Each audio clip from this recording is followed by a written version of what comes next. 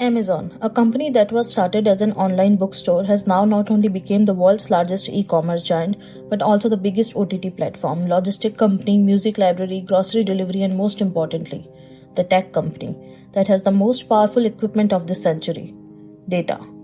In the last 27 years, Amazon has expanded its wings into multiple businesses, killed its competition, and became a trillion-dollar empire. It has become so big and so powerful that now it controls the day-to-day necessities for all of us. We cannot think of living without Amazon and its services. But do you know how Amazon became so big and so powerful, and why, being a monopoly in its businesses, no government has taken any action against it? Well, we'll cover all this and a lot more in today's story of Amazon. So, stick around.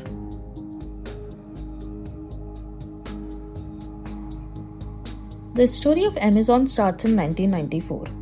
When Jeff Bezos and his wife Mackenzie Scott left their successful careers in investment banking and moved from New York to Seattle and started Amazon in a rented garage in Bellevue. Jeff got $300,000 of investment from his parents to start Amazon. They first started their online bookstore with the name Cadabra, but later changed the name to Amazon. And the reason was that it was the beginning of the internet and website listings were in alphabetical order. So when any user would do an online search, a website with name A would come in top. Also, he was convinced that Amazon name is for the largest river and largest rainforest in the world, and that this Amazon will also become the world's largest online bookstore. Amazon launched its site in 1995 with the goal of providing any and all kind of books to their customers online. They made their site very simple to use and also asked their customers to provide an honest review about their service. Amazon grew very fast, and after 1 year in operation, it reached 180,000 customers, and a year later, it had 1 million customers and a revenue of $148 million. Jeff Bezos wanted to grow Amazon as a public company, so in less than 2 years in business, they launched its IPO in 1997 and listed Amazon stock on Nasdaq. Also, Amazon was not profitable till this point, but Jeff Bezos convinced investors that in the next 5 years, Amazon's plan will be to expand on its infrastructure and technology.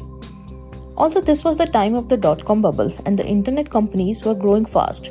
Amazon was also growing fast and it took the advantage of its high stock value to fund its aggressive growth and acquisition strategy.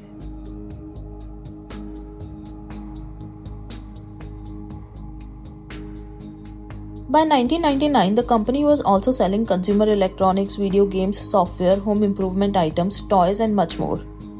They also started their expansion in Europe by launching new websites in Germany and UK. As part of the expansion, Amazon started acquiring companies in Europe.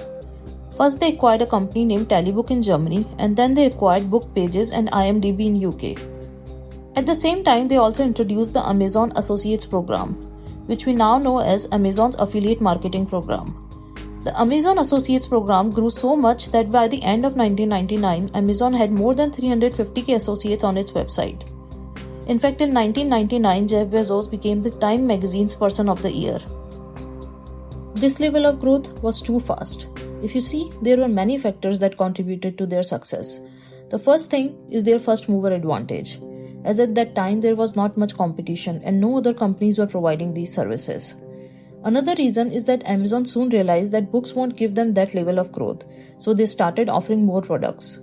Next, the world-class service of Amazon, which not only gained new customers but also gained loyalty and sustained customers. Another factor that contributed to their success was that Amazon started working with the customer data very early, and then they provided customers with a more personalized view of their products. If a customer is buying a software, which means they have access to a computer, and now they would show them more video games and other computer electronic related items to buy and recommendations. This sort of recommendation is very popular today with the use of big data, AI and machine learning. But here we are talking about the era of late 90s. The next factor is that by early 2000, Amazon gave access to external websites. They initially gave access to outside merchants and small companies to come and sell their products on Amazon. And later, using their data, they introduced Amazon Basics in competition, which became very successful. The next thing is that Amazon also worked on feedback. They were the first of its kind of service which asked their customers to provide the product reviews. They not only learned and improved from these reviews but also created a community of customers to trust the Amazon reviews. Nowadays, before buying any product, we go to Amazon and check the reviews. And lastly, They started the expansion, acquiring the companies in the early stage before they become the competition. With all these factors combined, Amazon has created a flywheel strategy, where first they were bringing the new customers to their website by offering them many products. Then they gave their customers many options to choose from, even from the external sellers. And with so many options, they provide customers the product with low price. Then they provide a good service and also ask the feedback about their service. Now, after a good experience, they are binding the customer and also giving them more recommendations to buy from. With this strategy, on one side they got more customers and on the other side they got more sellers due to the large number of customers on their website. This brought them more data and more revenue, which they used to introduce better features and improve the technology. By early 2000, Amazon became so successful that they officially transitioned their name from online bookstore to everything store.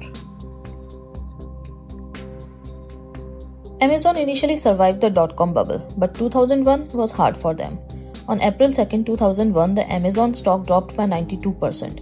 Amazon laid off 1,300 employees and closed Seattle call center and distribution center.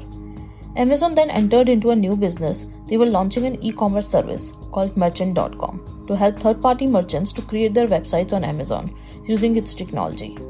During that time, they realized that their services and infra are not that robust, so they drafted a plan to create a centralized development platform that would be useful for creating centralized APIs within Amazon and also for third parties.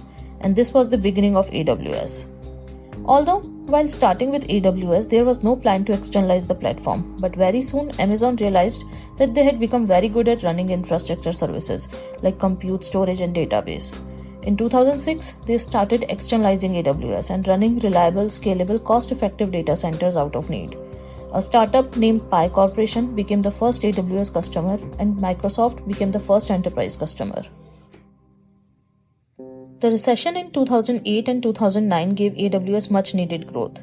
During that time, many big companies started cost cutting and had lower budgets, and Amazon was providing infrastructure capabilities in such low rates with better availability, scalability, and pay-as-you-go features.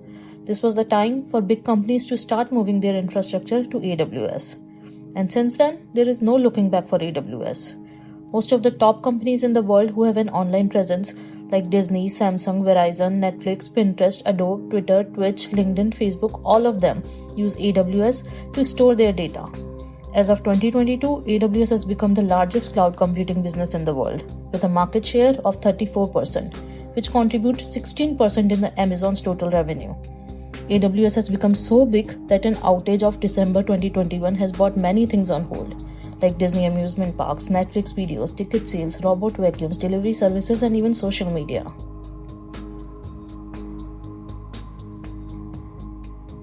After a successful decade in online business and growing with AWS, Amazon started its expansion with different kinds of businesses.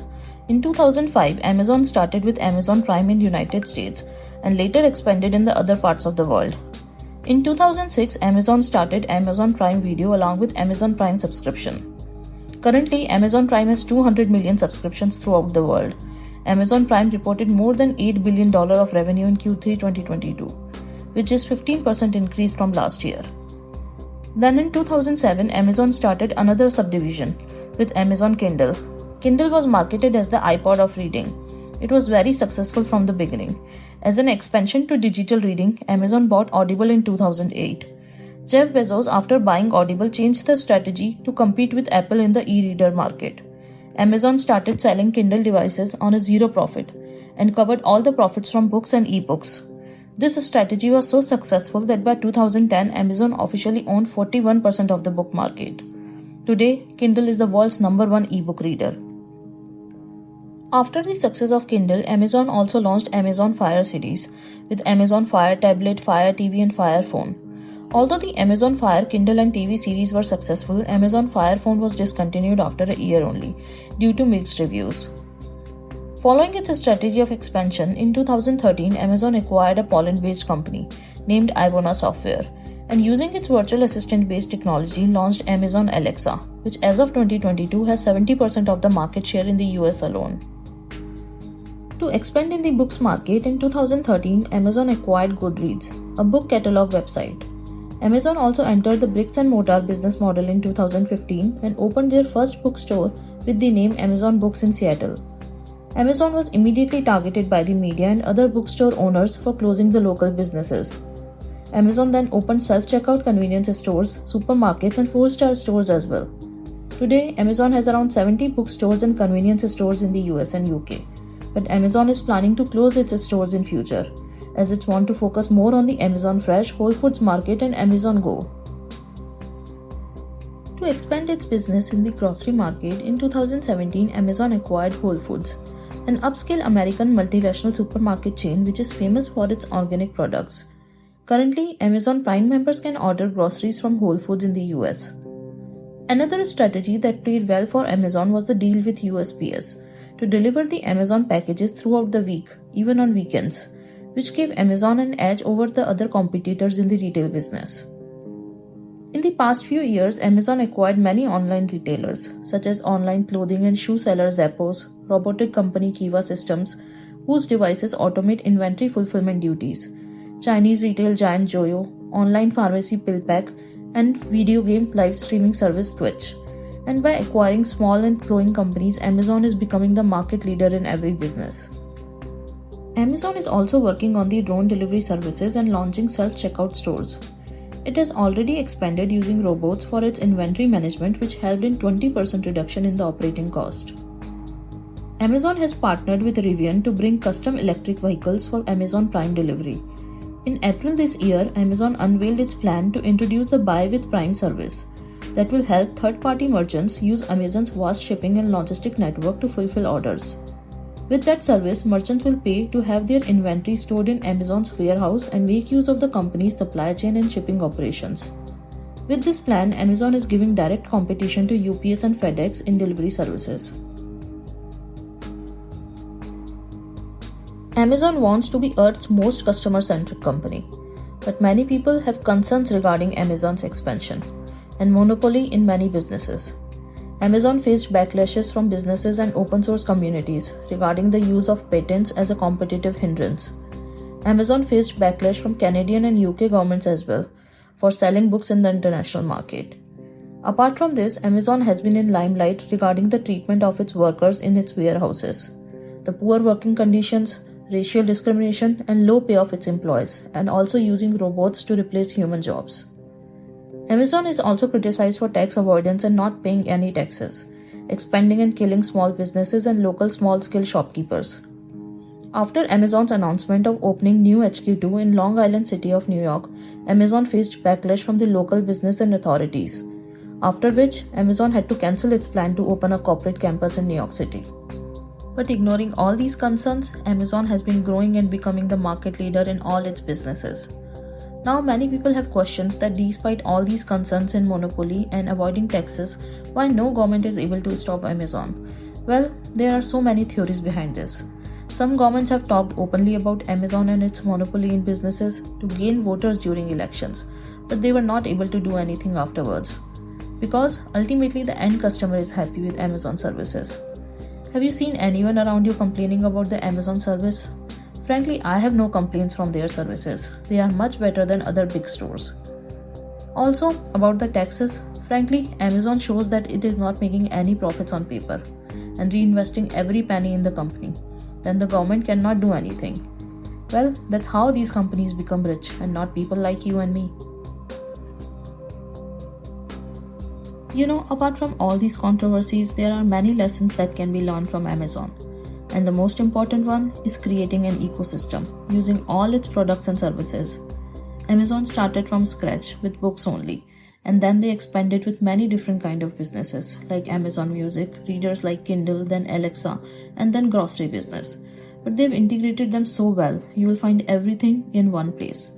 You open the Amazon website, you have your Prime subscription there. You will find Whole Foods, Amazon Fresh, Amazon Music, Prime Videos, everything there. Another example, you want to refill your monthly supplies.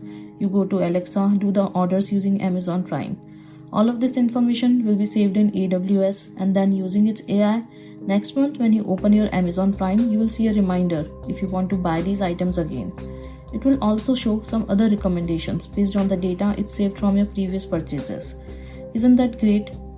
Though many people will still debate that Amazon is using this data for their own good and it can be dangerous. Well, it may or may not. It depends how they are using it. Till date, we have not seen them using this data for anything bad. It's for making our lives easier. They make profits from our purchases and we get everything we want with faster, better and reliable services. That's what the end customer wants. Well, that's about Amazon. Let me know what you think about it. If you are interested to know more on the businesses around the world and tech innovations, please check our website. The link is in the description.